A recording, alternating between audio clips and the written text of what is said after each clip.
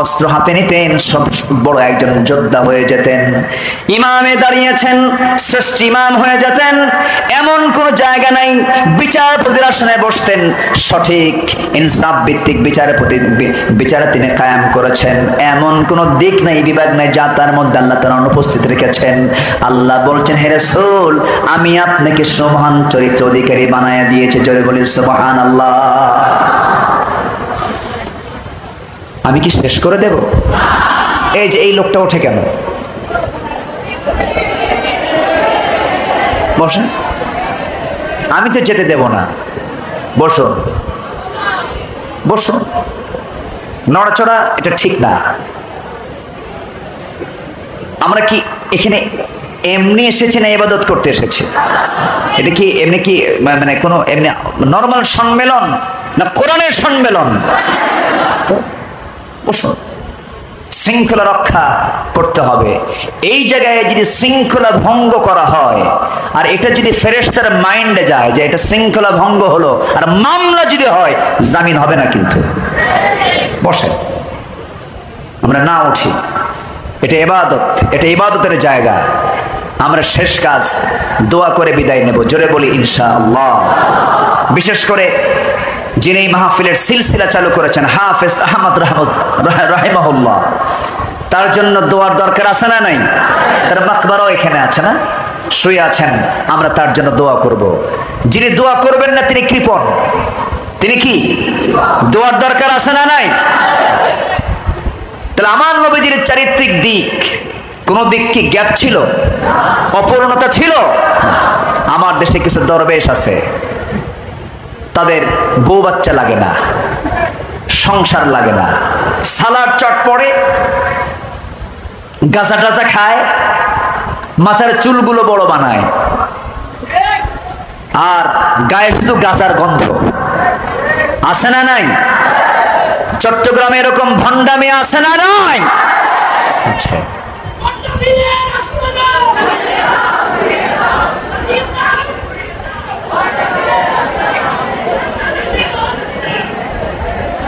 আচ্ছা,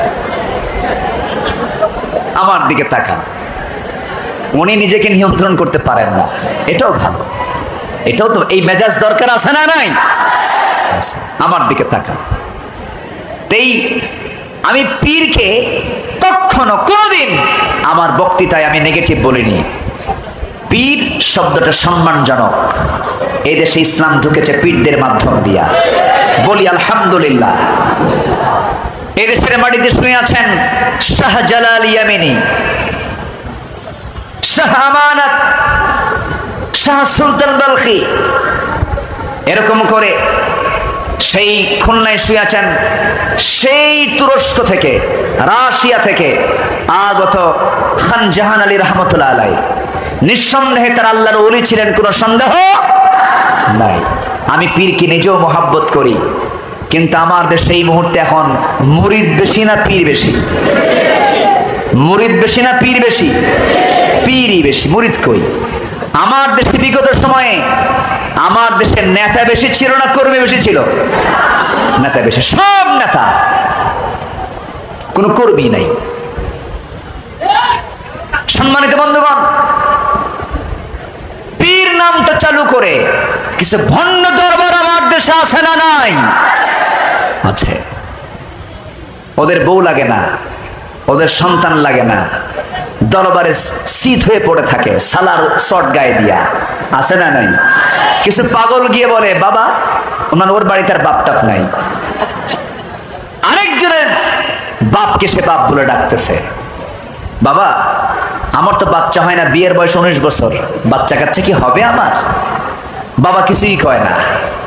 বাবা সালার চট পড়ে আছে, মোষ দিয়া তো ঠোঁট ঢেকে আছে, হাসে না কান্দে আল্লাহ জানে, কিচ্ছু বোঝা যায় না। সামনের দিকে হাঁটতেছে, সালার চট গায়ে দিয়া পায়ে দিয়া হাঁটতেছে, বারবার বলতেছে, বাবা বাচ্চা কি আমারে দিবা? হাঁটতে হাঁটতেই দেখে বাবা নিচ দিয়া পানি গড়ে গড়ে পড়তেছে, মানে পেশাব করতেছে। এখন এই দৃশ্য দেখে এই পাগলগুলো বলতেছে, এই তো বাবার রহমতের পানি ঝরা শুরু হয়েছে। জোরে বলেন নাউজুবিল্লাহ। এরকম মূর্খ আমার দেশে কিছু আছে না নাই? একটা বিষয় মাথায় রাখবেন, একজন মস্তিষ্ক বিকৃত, বেনামাজি, চরিত্রহীন, অসামাজিক, ব্যক্তিত্বহীন পাগল কখনো আল্লাহর ওলি হতে পারে? কথা ক্লিয়ার? কথা ক্লিয়ার? আমার নবীজির মাথার চুল ছিল অগোছালো না গোছালো? আমার নবীজির দাড়ি ছিল অগোছালো না গোছালো? নবীজির পোশাক ছিল অপরিচ্ছন্ন না পরিচ্ছন্ন? আমার নবীজির শরীরের সঙ্গে শুধু পরশ লাগা মাত্রই যে নবীর সামনে দাঁড়িয়েছে শুধু হাত বুলায়া দিতেন, গোটা শরীর তার সুগন্ধে ভরপুর হয়ে যেত।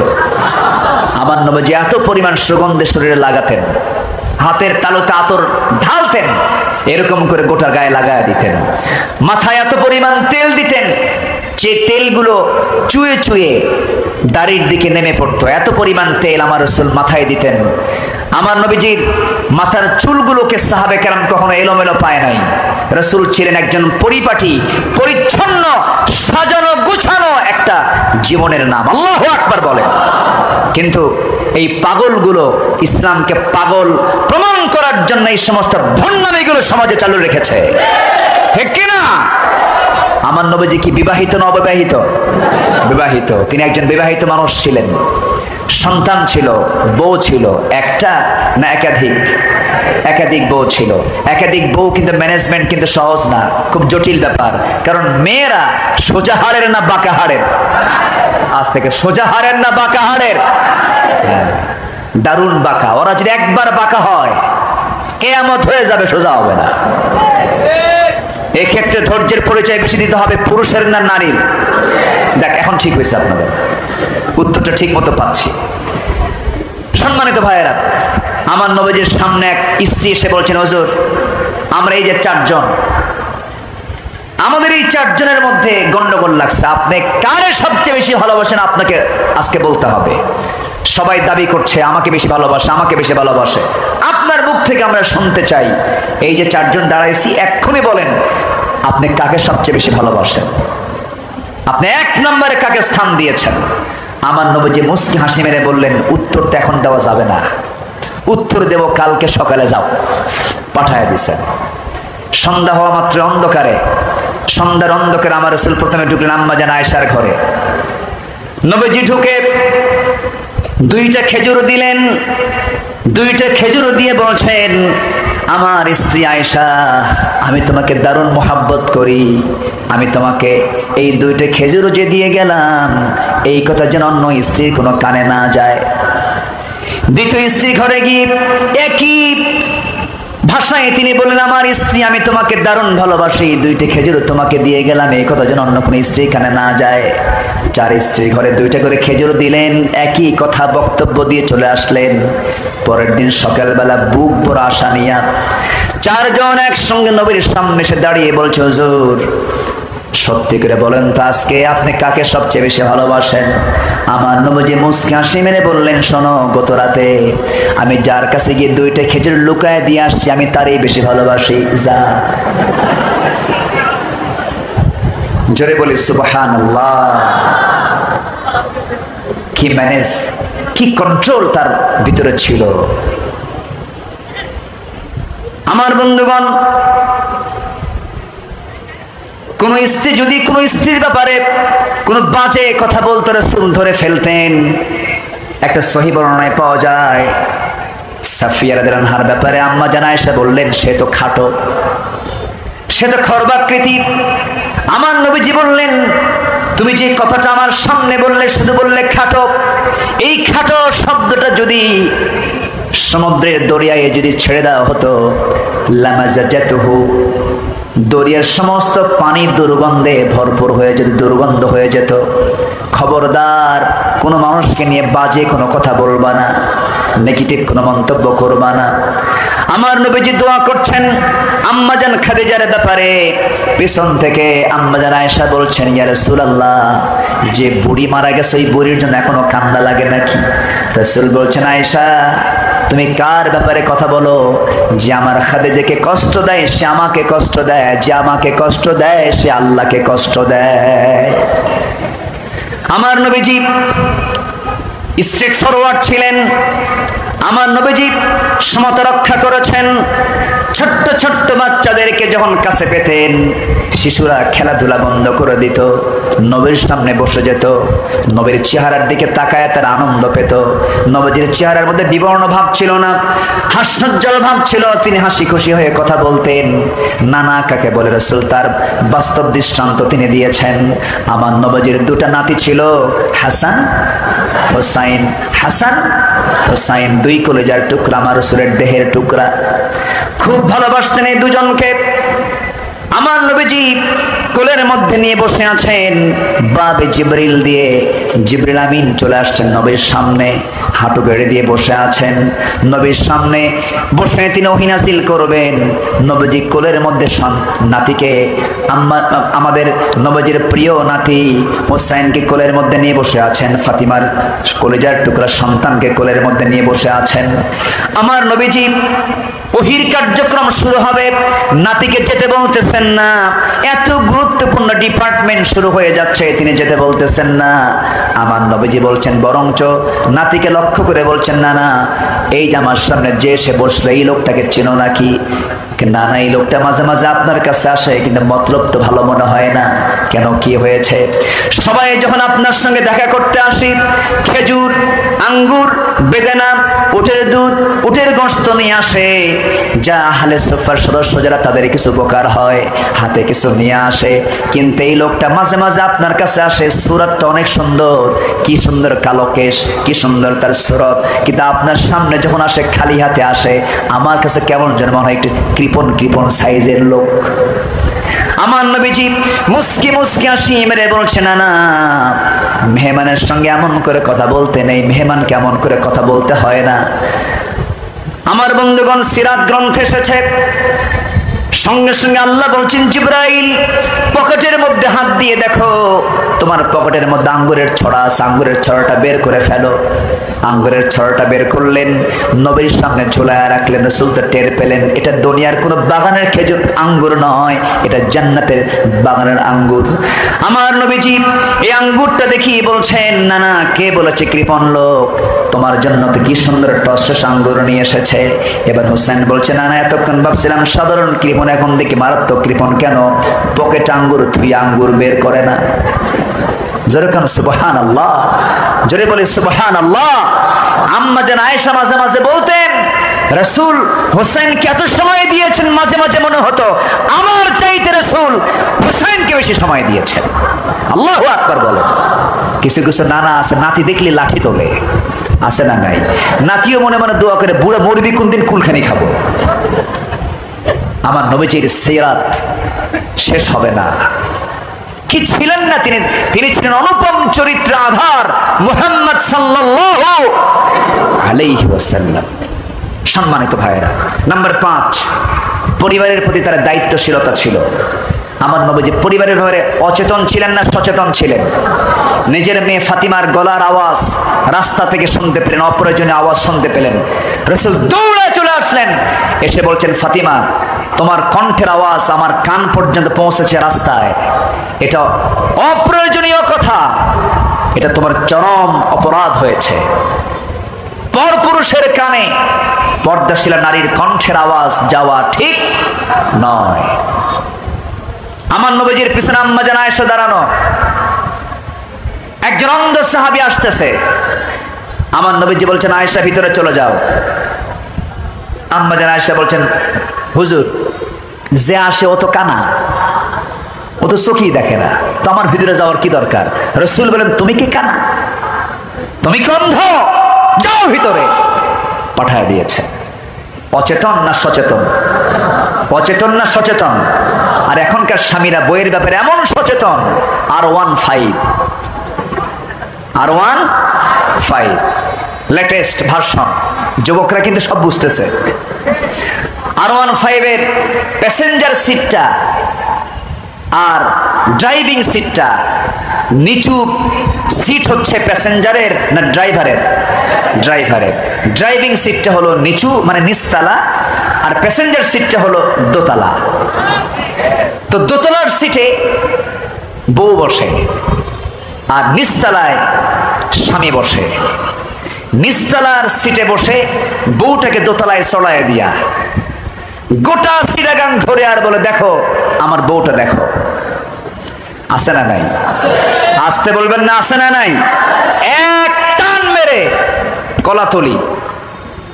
আর কি আছে মোর? সুগন্ধা। দেখছেন, সব তো জানেনি, আপনারা দেখতেছেন। আচ্ছা, একেবারে হিমছড়ি দিয়া টেকনাফ দিয়া ঘুরে ঘুরে চলে আসলো। সন্ধ্যার সময় বিচের সামনে রঙিন সূর্য যখন হলদেটে আকার ধারণ করেছে, হলুদ বর্ণ, একদম গধূলি বেলায় সূর্য ডুবু ডুবু ভাব, সেই সময় এসে বউটাকে আস্তে করে নামায় দিয়া বলে, বউ একটু পোজ দাও। একটু কি দাও? তোমার ছবি তুলবো, পোজ দিতে হবে। বউটার মাথা থেকে আপদ মস্তক, মাথার চুল সাজানো, কপাল সাজানো, তারপরে চোখ সাজানো, ঠোঁট সাজানো, গালটা প্লাস্টার করা। গালটা কি সিমেন্ট দিয়ে কি করা? প্লাস্টার করা।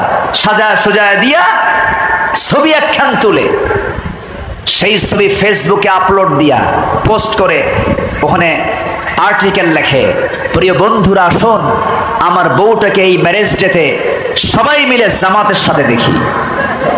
কিসের সাথে দেখি? জামাতের সাথে। বউ কি পার্সোনাল না পাবলিক? বউ কি পার্সোনাল না পাবলিক? পার্সোনাল, কিন্তু সে কি করে দিল? পাবলিক করে দিল। ও কি, ওর কি হায়া আছে না হায়া নাই?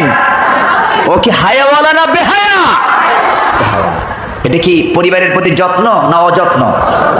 যত্ন না অযত্ন? অযত্ন। আমরা পরিবারের প্রতি যত্নশীল হব, জোরে বলি ইনশাআল্লাহ। মনে শেষ করে দিলে ভালো হয়। শেষ করে দিই? হ্যাঁ হ্যাঁ, টাইম চলে গেছে। জি, আমরা সব দোয়া করে দিই। আলোচনা চালাবো, আলোচনা চলো। হুজুর মরুক, হুজুরও বাঁচার দরকার আছে। আপনি শুধু শুনছেন আর আমি বলছি, এটাও খেয়াল করতে হবে।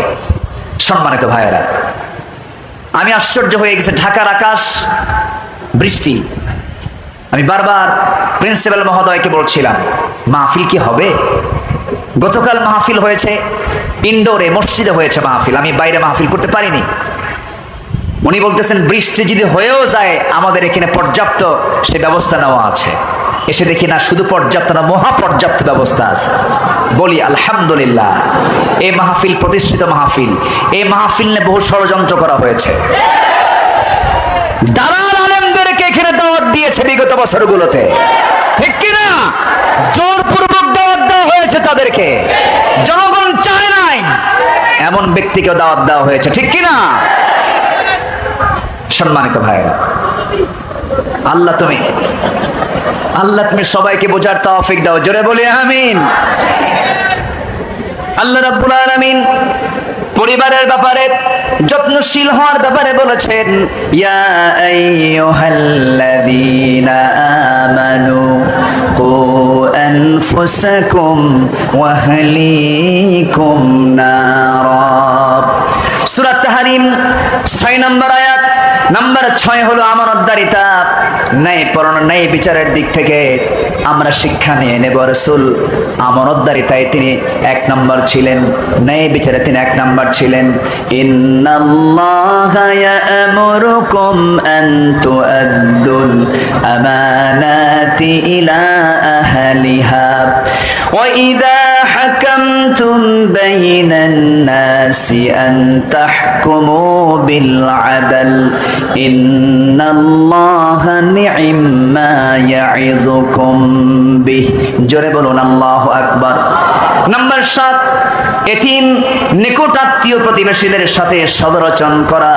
ওয়া'বুদুল্লাহা ওয়া লা তুশরিকু বিহি শাইআন ওয়া বিল ওয়ালিদাইনি ইহসানা ওয়া বিযিল কুরবা ওয়াল ইয়াতামা ওয়াল মাসাকিন ওয়াল জারি যিল কুরবা। জোরে বলুন আল্লাহু আকবার।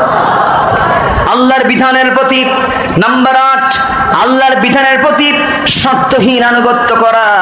ওয়া মা কানা لمؤمن ولا مؤمنة إذا قضى الله ورسوله أمرا أن يكون لهم الخيرة من أمرهم ومن يعص الله ورسوله فقد ضل ضلالا مبينا জোরে বলুন আল্লাহু আকবার। নাম্বার 9 হলো আল্লাহর জন্য দিনের কাজে কঠিন পরিস্থিতিতে সবর ধরা।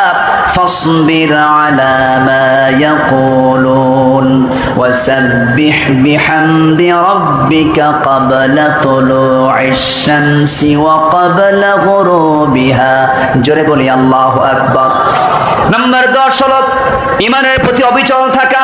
ফাস্তাকিম কামা উমিরতা ওয়া মান তাবা মাআকা ওয়া লা তাতগাও ইন্নাহু বিমা তা'মালুনা বাসীর। জোরে বলুন আল্লাহু আকবার। নাম্বার 11 হলো নবীর জীবন থেকে আমাদের অনুকরণীয় আদর্শের 11 নম্বর দিক হলো যে কোনো কাজে আমরা ভরসা করব কার উপরে? আসতে বলবেন না, কার উপরে? ওয়াতাওয়াক্কাল আলাল্লাহ ওয়া কাফা বিল্লাহি ওয়াকিলা। আল্লাহ রাব্বুল আলামিন আরেক জায়গায় আরেকটা স্টাইলে বলছেন ফাবিমা রাহমাতিন মিনাল্লাহি লিনতা লাহুম ওয়ালাউ কুনতা ফাযযান غليظ القلب فاعف عنهم واستغفر لهم وشاورهم في الأمر فإذا عزمت فتوكل على الله إن الله يحب المتوكلين জোরে বলুন আল্লাহু আকবার। তাওয়াক্কুল ছাড়া বিজয় আসবে না। ভরসা করব ষোলআনা কার উপরে? আসতে বলবেন না, কার উপরে? সমরাস্ত্রে ফেরাউন শক্তিশালী ছিল না, আল্লাহর পয়গম্বর মুসা শক্তিশালী ছিলেন। বলেন কে শক্তিশালী ছিল? ফেরাউন। ক্ষমতা বেশি, শক্তিও বেশি, অস্ত্র বেশি, কিন্তু বিজয় দিয়েছেন ফেরাউনের নাম মুসা। তাওয়াক্কুল কার উপরে? আসতে বলবেন না, কার উপরে? বদর যুদ্ধে সৈন্য তাওয়াক্কুল কার উপরে? আসতে বলবেন না, তাওয়াক্কুল কার উপরে? কাজ হলো পুড়িয়ে সারখার করে দেওয়া, কিন্তু তাওয়াক্কুলের কারণে আল্লাহ তাআলা আগুনটা জান্নাতের টুকরা বানায়াছেন আমার জাতির পিতার জন্য। আমার আপনার জাতির পিতাকে বলেন আরো জোরে, আরো জোরে, আরো জোরে। ভুল আর হবে? আসতে মানে ভুল হবে আর কেউ বলতে যাবো অন্য কারো নাম। আমার আপনার জাতির পিতাকে, হ্যাঁ, জাতির পিতা জোর করে বানানো যায় না। জাতির পিতা হতে হলে পরীক্ষা দিয়ে পাশ করতে হয়। وَإِذِ ابْتَلَى إِبْرَاهِيمَ رَبُّهُ بِكَلِمَاتٍ فَأَتَمَّهُنَّ। প্রত্যেকটা পরীক্ষায় তিনি ফার্স্ট ক্লাস ফার্স্ট হয়েছেন। আল্লাহ তাকে নির্বাচিত করেছেন, জাতির পিতা বানিয়ে দিয়েছেন। সূরা হজের শেষ আয়াত মিল্লাতা আবিকুম ইব্রাহিম। মিল্লাত মানে জাতি, আবুন মানে পিতা, কুম মানে তোমাদের, ইব্রাহিম মানে ইব্রাহিম, তোমাদের জাতির পিতা। শাব্দিক অর্থ তোমাদের জাতির পিতা কে? ক্বালা ইন্নী জাইলুকা লিন-নাসি ইমামা। এবং তোমাদের জন্য একমাত্র ইমাম নেতা কে? ইব্রাহিম। বলেন কে? বলেন। মূর্তিগুলো যখন 6 আগস্টে ভাঙ্গা হলো, ঢাকার আশপাশের সব মূর্তি ভেঙে শেষ। মাথা যখন ভাঙছে, প্রশ্ন করা হয়েছে ডক্টর ইউনূসকে, চট্টগ্রামের সন্তান। নবুঝি বসে আমার দিকে তাকান, আমার দিকে তাকান। যখন মূর্তির মাথা যখন ভেঙে ফেলা হচ্ছে, ডক্টর ইউনূসকে প্রশ্ন করা হলো এই ব্যাপারে আপনার মন্তব্য কি, এগুলো কেন করা হচ্ছে? তিনি বললেন এই প্রশ্ন আমাকে করেন কেন, তার মেয়েকে প্রশ্ন করেন, এটার জন্য তার মেয়ে দায়ী। আমরা সম্মান দিতে জানি, আমরা আদম সন্তানকে সম্মান দিতে জানি। আল্লাহ তাআলা আদম সন্তানকে সম্মান দিতে অর্ডার করেছেন, ওয়ালাকাদ কাররামনা বানি আদম। আমরা অপমান করতে জানি না। ইসলাম শিখিয়েছে প্রতিশোধ নিতে নয়, ইসলাম শিখিয়েছে ক্ষমা করতে। আমরা ক্ষমা করতে জানি, আমরা ক্ষমা করি, ঠিক কি না? ওরা যে প্রতিশোধ নিয়েছিল তার 1% যদি আলেম ওলামা যদি ইঙ্গিত দিত, সরকার হয়ে যেত সব। والكاظمين الغيظ والعافين عن الناس والله يحب المحسنين اللهم انك عفو كريم تحب العفو فاعف عنا। আল্লাহু আকবার বলেন। তবে হ্যাঁ, ক্ষমা হবে না একটা গোষ্ঠীর। আমার রাসূল মক্কা বিজয় যেদিন করলেন সবাইকে মাফ করলেন, বরঞ্চ ওই মক্কায় ঢুকে যখন তিনি বিজয়ের পতাকা নিয়ে দাঁড়ালেন, সব থরথর করে কাঁপতেছে আর মক্কা ছাড়তেছে। এক বুড়ি মহিলা, সেও মক্কা শহর ছাড়তেছে। আমার নবীজি মক্কার মধ্যে ঢুকে হেরে গেলেন খেদমতের জন্য, সুবহানাল্লাহ বলেন। বুড়ি রাসূল দেখলেন বুড়ি, তার মাথার ভিতরে এত বড় বোঝা, মানে বুড়ির গায়ের যে ওজন তার ওজন হলো ওই টোপলা। দেখে বললেন, মা এদিকে দেন, আমারে দেন। কোথায় যাবেন? গন্তব্যে পৌঁছায় দিলেন। এবার বলছেন, আপনি এখানে আসলেন কেন? কে বাবা জানো, মুহাম্মদ আসতেছে, শেষ করে ফেলবে। কার সামনে কয়? রাসূল বলেন, তাই? হ্যাঁ। আপনি কি তাকে চিনেন? কে না তো বাবা, কি যে করবে আল্লাহই জানে। এবার রাসূল বলছেন, আমি আপনার গন্তব্যে পৌঁছায় দিলাম, আমি এখন চলে যাচ্ছি। কে না, চলে যেতে দেব না তো। তোমাকে একটু সন্দেহ লাগতেছে, তুমি কে বলো তো? কে যার ভয়ে এখানে আসছেন সেই ভয় করা লোকই হলাম মুহাম্মদ সাল্লাল্লাহু। ইহুদির চোখে পানি আর বলে, আমারে কালিমা পড়ায় দিবা না? জোরে কোন সুবহানাল্লাহ। ইসলাম বিজয় হয়েছে উত্তম ব্যবহারের মধ্য দিয়া। আমরা ক্ষমা করতে জানি, আমরা ক্ষমা করি। কিন্তু রাসূল সেদিন বলেছেন সবাইকে ক্ষমা করা হবে। 17 জনের তালিকা তিনি প্রকাশ করলেন। 17 জনের কোনো ক্ষমা। আমার দেশে এরকম চিহ্নিত কিছু অপরাধী আছে না নাই? আসতে বলবেন না, আছে না নাই? 1 নম্বর হলো যারা শাতেমে রাসূল, রাসূলকে যারা গালি দিয়েছে। এই সিরাতুন নবীর মাহফিল থেকে স্পষ্ট ভাষায় জানিয়ে দিতে চাই, প্রকাশ্যে দিবালোকে ধরে ওদেরকে দুনিয়া থেকে বিদায় করে দিয়ে রক্ত মাংস হাড় হাড্ডি কুত্তা বিলাই দিয়ে খাওয়ানো দরকার। রাজি আছেন কারা কারা? হাত উঁচু করে দেখা।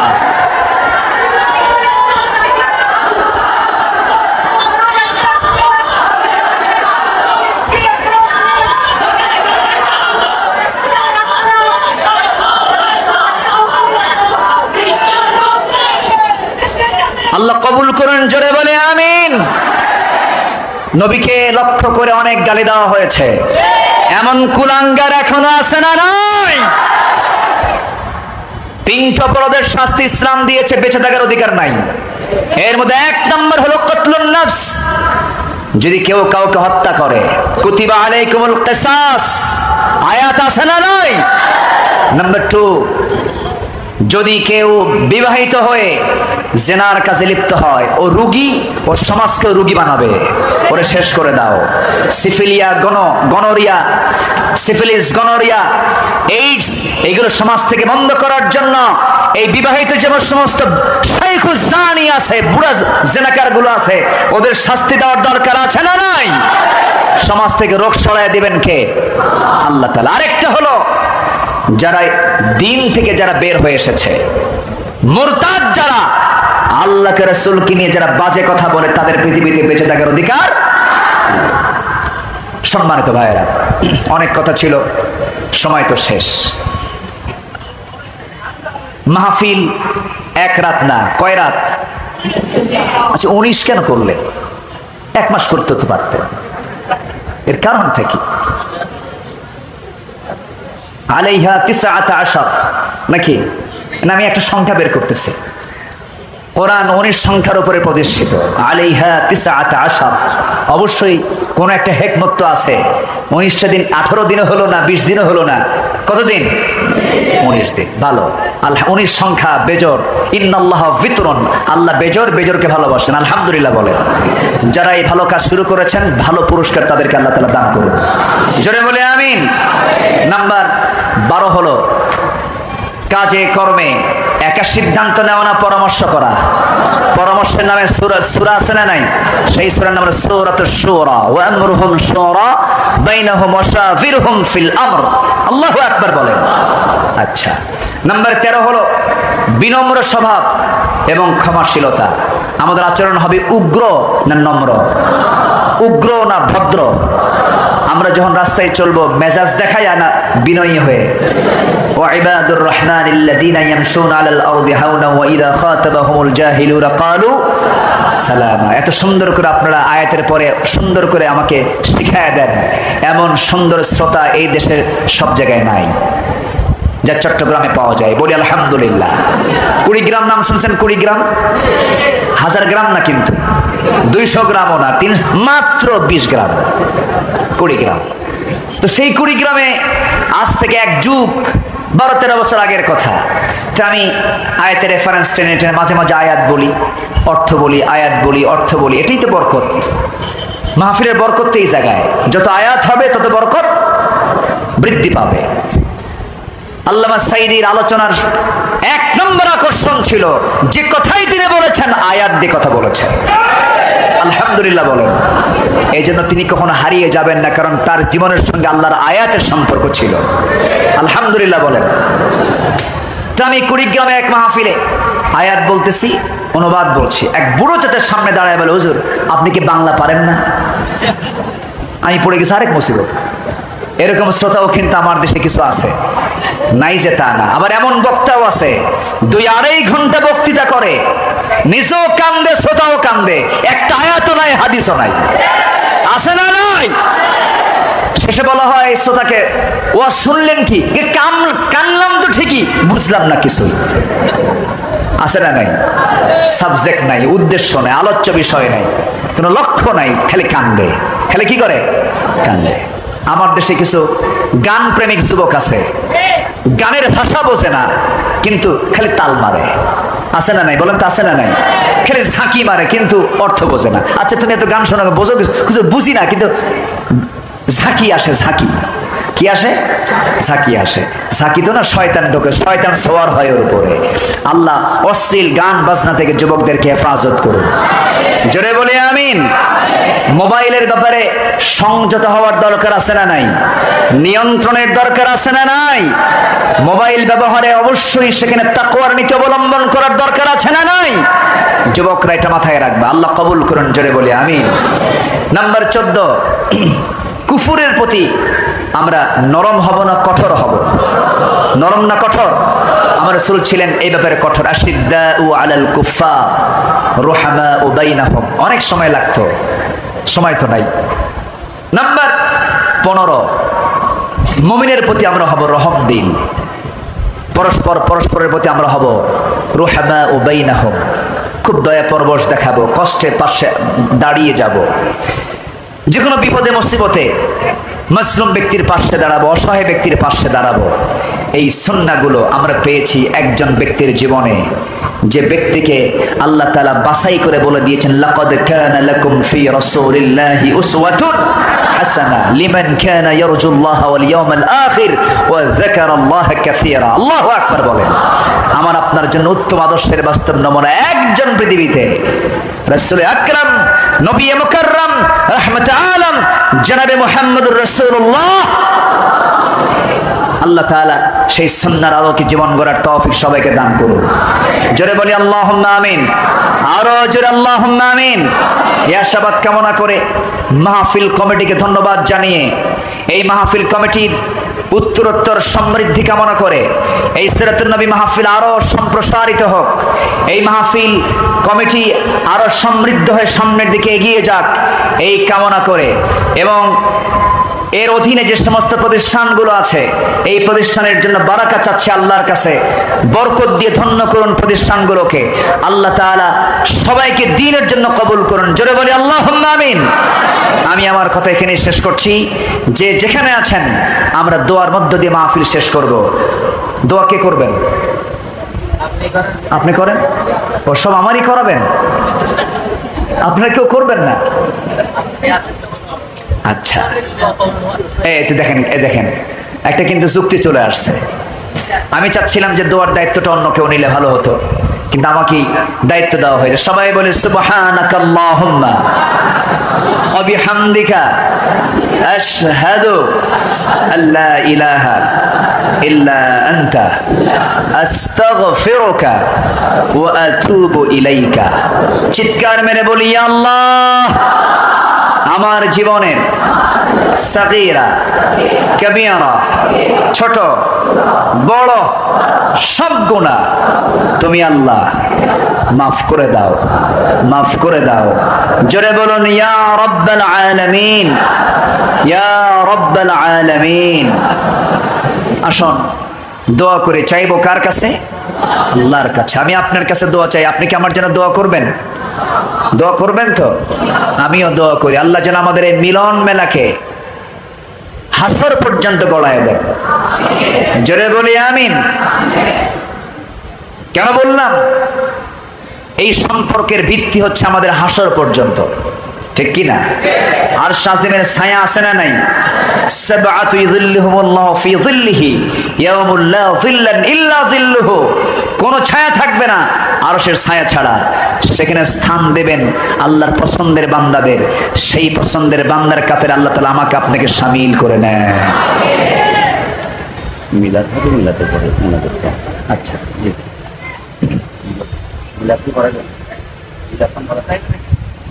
আমরা আল্লাহর কাছে চাবো এখন সর্বশেষ দিন, সর্বশেষ দিনে আমরা সার্বিক অনুষ্ঠানগুলো সম্পন্ন করব। জোরে বলি ইনশাআল্লাহ। অনেক সময় চলে গেছে, 12:15 11:30 শেষ করার কথা ছিল। আমিও ক্ষমা সুন্দর দৃষ্টি কামনা করছি, আমি সময় মতো শেষ করতে পারিনি। জনগণও একটু উৎসাহ নিয়ে বসেছিলেন। আল্লাহ তুমি সবার অংশগ্রহণকে তুমি আল্লাহ কবুল করো। সাবেক প্রিন্সিপাল মহোদয়ের পরামর্শক্রমে আমরা এখন দোয়ার দিকে যাচ্ছি। আমরা চাইবো এখন কার কাছে? আল্লাহুম্মা আমিন। ربنا ظلمنا أنفسنا وإن لم تغفر لنا وترحمنا لنكونن من الخاسرين। গভীরাত নিঝুম রাত, ঝিমানো রাত্রিতে হাজারো মুসলমান নরনারীকে নিয়ে তোমার কালামের দুটো আয়াতকে সামনে রেখে নবীর সুন্নাহর অনুসরণের প্রয়োজনীয়তা শীর্ষক কিছু আলোচনা করেছি। শেষান্তে এসে কাঙ্গাল ফিকারির মতো তোমার দরবারে দুটো হাত ভিক্ষুকের মতো পেতে আছি। আল্লাহ, গুনার দিকে নজর দিও না, বান্দা মনে করে তামাম জিন্দেগির গুনাহগুলোকে মাফ করে দাও। জনম দুঃখিনী মা, জনম দুঃখী বাপজান যারা দুনিয়া থেকে বিদায় নিলেন, জিন্দেগির গুনাহগুলো মাফ করে দাও, কবরগুলোকে জান্নাতের টুকরা বানায়া দাও। এমন ভাই আমার সঙ্গে হাত তুলতে পারেন, নিজের হাতে নিজের মাকে দাফন করেছেন, নিজের বাবার লাশ নিজের পিঠে বহন করে কবর পর্যন্ত নিয়ে চলে গেছেন। ও আল্লাহ, সে আব্বা আম্মার জন্য সবাই দোয়া করি। চোখটা বন্ধ করুন, হাতটা একটু উঁচু করে আল্লাহ সেখানে দোয়া পড়ে আওয়াজ দিয়ে দিয়ে আমার সঙ্গে ঠোঁট মিলায়া সবাই চিৎকার মেরে বলুন, রব্বিরহামহুমা কামা রব্বায়ানি সগীরা। রব্বিরহামহুমা কামা রব্বায়ানি সগীরা। রব্বিরহামহুমা কামা রব্বায়ানি সগীরা। আল্লাহ তাআলা বিশেষ করে মাহফিলটার আয়োজন করলেন যারা, কষ্ট করে আসলেন যারা, বিনিময়ে কিয়ামতের কঠিন ময়দান যেদিন কেউ কাউকে চিনবে না, এমনকি মা সন্তানকে পর্যন্ত স্বীকার করে বসবে, যেদিন মানুষ কাঁদতে কাঁদতে চোখের পানিগুলো ফুরে যাবে, চোখ থেকে রক্ত বের হওয়া শুরু হয়ে যাবে, সেই কঠিন মুসিবতের দিন এই মাহফিল সবার জন্য নাজাতের মাধ্যম তুমি আল্লাহ বানায়া দিও। আল্লাহ তাআলা মরহুম মকবুল হাফিজ আহমদ রহমতুল্লাহ আলাই তার সাজানো এই বাগান রেখে তিনি দুনিয়া থেকে বিদায় নিয়েছেন। তুমি তার কবরটাকে জান্নাতের টুকরা বানায়া দাও। মাদ্রাসাকে কবুল করো, শিক্ষক মণ্ডলীদেরকে তুমি আল্লাহ কবুল আর মঞ্জুর করে নাও। সিরাতুন নবী মাহফিল কমিটিকে তুমি আল্লাহ কবুল আর মঞ্জুর করে নাও। আমার ডানে বামে বয়োবৃদ্ধ জ্ঞানবৃদ্ধ আলেমে দ্বীন আল্লাহ তাআলা হাফেজ কোরআন অনেকেই হাত তুলেছেন, সবার হাতগুলোকে তুমি আল্লাহ চালায়া নাও। দুনিয়া থেকে কোন দিন বিদায় নেব জানি না, ডান হাতে আমলনামা না আসা পর্যন্ত আমাদের কাউকে কবরে নিও না। কোন দিন বিদায় নেব জানি না আল্লাহ, তবে তোমার কাছে দোয়া করে হিসাবটা জটিল না করে আমাদের জন্য সহজ করে দিও। হাসিবনি হিসাবান ইয়াসিরা ইয়া মুকাল্লিবাল কুলুব সাব্বিত কলবি আলা দীনিক। আয় আল্লাহ তাআলা, তোমার কাছে ফরিয়াদ করি, দিন কায়েমের আঞ্জাম দিতে নিয়া এই জমিনে যারা শাহাদাত বরণ করেছেন, আয় আল্লাহ তাআলা তুমি তাদের শাহাদাতকে কবুল মঞ্জুর করে নাও। মুগ্ধ আবু সাঈদ জীবন দিয়েছে দেশের জন্য, তাদের শাহাদাতকে তুমি দয়া করে কবুল করে নাও। আয় আল্লাহ তাআলা, তারা জুলুম থেকে সমাজকে রক্ষা করার জন্য জীবনটা দিয়েছে, মানবতার পক্ষে তারা জীবনটা দিয়েছে। ইমানি হালাত তাদের মধ্যে ছিল। আবু সাঈদের বাড়ি গিয়ে আমি সব তথ্য নিয়ে এসেছি। আল্লাহ গো, একটা মানুষ বুক পেতে দেয় তখনই যার মধ্যে ইখলাসটা 100% থাকে। আয় আল্লাহ তাআলা মেহেরবানি করে তুমি তার রক্তের বদলার মধ্য দিয়ে যে একটা দেশ পরিবর্তন করে দিয়েছো, মেহেরবানি করে তুমি তাকেও কবুল আর মঞ্জুর করে নাও। আয় আল্লাহ তাআলা, তোমার কাছে ফরিয়াদ করি, দুনিয়া থেকে কোন দিন বিদায় নেব জানি না, ডান হাতে আমলনামা না আসা পর্যন্ত মরণ দিও না। মরতে যখন হবে তুমি আল্লাহ শহীদি মওত দিয়ে দিও আল্লাহ। তাফসীর মাহফিল, সিরাতুন নবীর মাহফিলে বসলে পরে আল্লামা সাঈদীর কথা মনে হয়ে যায়। আয় আল্লাহ তাআলা, তুমি তার কবরটাকে জান্নাতের নূর দিয়ে মুনাওয়ার বানায়া দাও। আয় আল্লাহ তাআলা, এই দুনিয়া ছেড়ে কোন দিন বিদায় নেব জানি না, মালাকুল মওত কোন দিন আসবে আমরা কেউ বলতে পারি না। যেদিন মরে যাব রে, টান মেরে ঘর থেকে বের করে দেবে, জীবনের শেষ গোসলটা হয়ে যাবে, মোরা মুখ সব দেখে দেখে চলে যাবে, জীবনের শেষ গোসল হয়ে যাবে, আমাকে টেনে হেঁচড়ে ঘর থেকে বের করে দেবে, কাপড় চোপড়গুলো খুলে নিয়ে সেলাইবিহীন কাপড় আমাকে পরায় দেবে, কবরের দিকে নিয়ে চলে যাবে, কবরে শোয়া দেবে, বাঁশ চাপা দেবে, মাটি চাপা দেবে। 24 ঘন্টা লাগবে না, মাথার চুলগুলো খসে খসে পড়বে। 3 দিন যাবে না, চামড়াগুলো গলে গলে পোকার পেটের খাবার হয়ে যাবে। 7 দিন লাগবে না, পেটের নাড়ি ভরে সব চোখ মুখ কান নাক বের হওয়া শুরু হয়ে যাবে। এমনই জীবন। 3 মাসের মাথায় যদি কবর খনন করে দেখা হয়, কয়েকটা হাড় ছাড়া কিচ্ছু খুঁজে পাওয়া যাবে না। এই তো জীবন রে আল্লাহ, তোমার পছন্দের বান্দা না হওয়া পর্যন্ত আমাদের কারো মরণ দিও না। মওতের সময় যখন চলে আসবে, জবানে জারি করে দিও লা ইলাহা ইল্লাল্লাহু মুহাম্মাদুর রাসূলুল্লাহ। আসসালামু আলাইকুম ওয়া রাহমাতুল্লাহি ওয়া বারাকাতুহু।